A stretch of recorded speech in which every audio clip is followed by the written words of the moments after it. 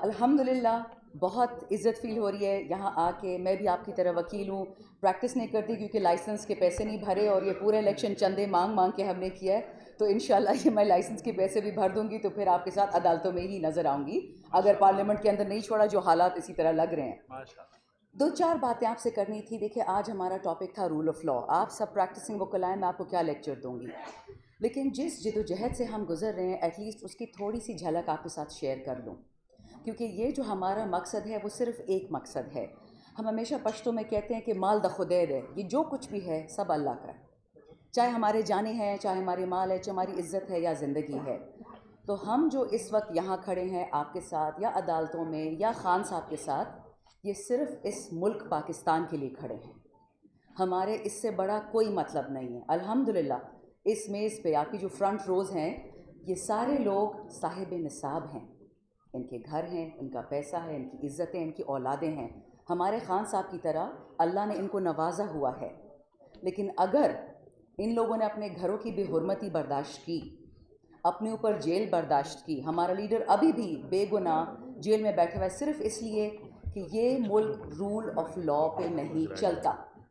Rule of law क्या है? खान साहब ने आसान बोल दिया था, दो नहीं एक पाकिस्तान। मालदार के लिए अलग कानून, माइक बंद हो गया, चलो खैर मैं वैसे ऊंचा बोलती हूँ, गरीब के लिए दूसरा कानून, ये नहीं हो सकता। मैं जब जेल गई थी अडियाला, इसको तो अब तकरीबन 6-7 महीने हो गए, तो पहला दूसरा दिन जब गुजर गया तो मैंने पूछा किसी से कि यहाँ पे और कोई साहिब निसाब ख़वातीन हैं, कोई पढ़े लिखे लोग, कोई मतलब जिनको हम जानते हो ना, जिनके साथ भले पढ़े हो। तो आगे से मुझे जवाब देते कि जी अल्हम्दुलिल्लाह जेल में सिर्फ गरीब आते हैं, मालदार कोई नहीं आता। तो ये आपके मुल्क का हाल है कि सारी सज़ाएं गरीबों के लिए हैं, सारी तकलीफ़ें गरीबों के लिए। और इसलिए मैं रूल ऑफ़ लॉ का एक टॉपिक डिस्कशन करूंगी आपके साथ, सिर्फ सोच के लिए। जो आप में से नौजवान हैं प्लीज़ ये याद रखिएगा कि रूल ऑफ़ लॉ का डायरेक्ट इम्पैक्ट होता है इकोनॉमिक इक्वालिटी पे, मुआशी इक्वालिटी। कमाते आप हैं, टैक्सेस आप देते हैं, उसके महंगे जूते कौन ख़रीदता है? Thank you very much. एक और भी है, वो भी ख़रीदता है। इशू ये है कि 76 साल आम पाकिस्तानी, मैं और आप सब टैक्स पेयर हैं, हम कमाते हैं और हम खिलाते हैं, लेकिन जिसको खिला रहे हैं वो पैसे बाहर लेके जा रहे हैं। चलो ठीक है, बाहर लेके इन्वेस्ट कर दिया, इन्वेस्ट भी नहीं किया, अपने लिए घर खरीद लिए। खान साहब का गुनाह सिर्फ इतना है, दो गुनाह खान साहब के। एक तो उन्होंने अक़वाम मुत्तहिदा में ला इलाहा इल्लल्लाह कहने की जुर्रत की थी, उसकी उनको सज़ा मिली, और इसका मेरे पास सबूत है। कभी इंशाल्लाह अल्लाह मौका देगा, वो वक्त आएगा कि मैं खुल के वो बात कर सकूं कि कौन खान साहब से इस बात पे कौन नाराज़ है कि इसने ला इलाहा इल्लल्लाह कहने की जुर्रत कैसे की। 52 मुसलमान ममालिक हैं OIC में, किसी ने आज तक हिम्मत नहीं की अक़वाम मुत्तहिदा में ये लफ्ज़ बोले, उसने बोला। आगे से वो बोलते हैं कि आगे से उन्होंने पूछा, जो वो नाराज़गी वाले लोग हैं वो कहते कि जी, वो पश्तो में कहते दे चामशर को, किसने इसको बड़ा बनाया?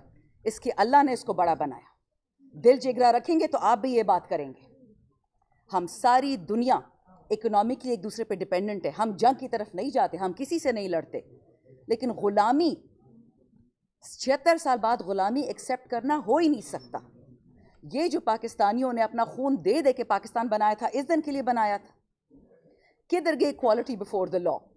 अली को आई थिंक 8-10 दफ़ा लेके गए, असद कैसर साहब को पता नहीं 100 दफ़ा लेके गए, मुझे तो 2 दफ़ा ही लेके गए, एक दफ़ा जेल, एक दफ़ा कहीं और घुमा दिया। बात इसकी नहीं है।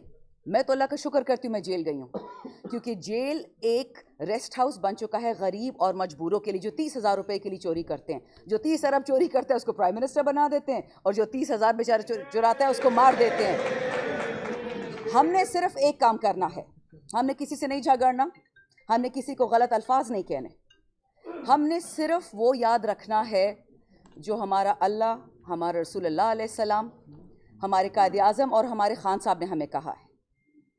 रूल ऑफ लॉ का मतलब दो नहीं एक पाकिस्तान। मैं बार बार ये कह रही हूँ, क्योंकि जब दो नहीं एक पाकिस्तान होंगे तब इकोनॉमिक इक्वालिटी आएगी। और इस वक्त जो खौफ है खान साहब का इन दुश्मनों का, ख़ासकर बैरूनी जो आपकी दुश्मन है, उनका एक ही मसला है, अगर पाकिस्तान अपनी फुल इंडिपेंडेंस पे पहुंचता है, अगर हमें इकोनॉमिक बर्तरी मिलती है, हम माशी तौर पे स्टेबल होते हैं, सेहत कार्ड का इंतज़ार ना करना पड़े, हमारे पास अस्पताल हो, हमारे पास स्कूल हो, हमारी बच्चियां स्कूल जाएं, हमारे नौजवान, नौकर का बेटा नौकर, ड्राइवर का बेटा ड्राइवर, बावर्ची का बेटा बावर्ची, ये लोग ये रवायत ज़िंदा करना चाहते हैं और खान साहब इसको नहीं रहने देंगे।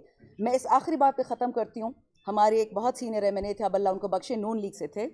उन्होंने मुझे एक दफ़ा असेंबली में बोला कि हमें आपके खान साहब से नफ़रत इसलिए है कि वो पाकिस्तानी में इक्वालिटी चाहता है, इक्वालिटी बिफोर द लॉ। तो मैंने पूछा कि इसमें बुरा क्या है? तो आगे से कहते हैं कि देखें, मुझे अल्लाह ने चौधरी पैदा किया और वो एक बंदा हमारा आज इस मैंने बैठा हुआ था बगल में, कहता है इसको अल्लाह ने कमी कमीन पैदा किया। मुझे तो कमी कमीन का मतलब भी नहीं पता था कि कमी कमीन क्या होता है। कहता है मैडम मैं चौधरी हूँ, ये गरीब है, इसको अल्लाह ने गरीब बनाया है, इसको अपनी औकात में रहना चाहिए। यही रीज़न है कि खान साहब से इन लोगों को नफ़रत है, ख़ासकर आपके मगरबी दुश्मनों को। और वो भी आपके दुश्मन नहीं है, दुश्मन हम अपने खुद हैं। कभी आपने सुना है कि कोई अमेरिका का कांग्रेसमैन बिक गया, अमेरिका का सेनेटर बिक गया, यूके हाउस ऑफ कॉमन्स में कोई बिक गया और यहाँ हम भेड़ बकरियों की तरह बिक जाते हैं? ये मेरे जितने यहाँ कॉलीग्स बैठे हैं, हम सब के साथ हर किस्म का काम हुआ है कि इस बंदे को छोड़ो, और हम इस बंदे के साथ सिर्फ इसलिए खड़े हैं कि ये रूल ऑफ लॉ को मानता है और ये रूल ऑफ लॉ को इम्पोज करता है। इससे ज़्यादा कोई बात नहीं है, किसी में हेरे नहीं जड़े हुए, हम सब गुनहगार हैं, हम कोई फरिश्ते नहीं हैं, लेकिन हम कोशिश कर रहे हैं कि जो राह रास्त पे हमें चलाने वाला हो हम उसकी इज्जत करें, वो आप हों या हम में से हों।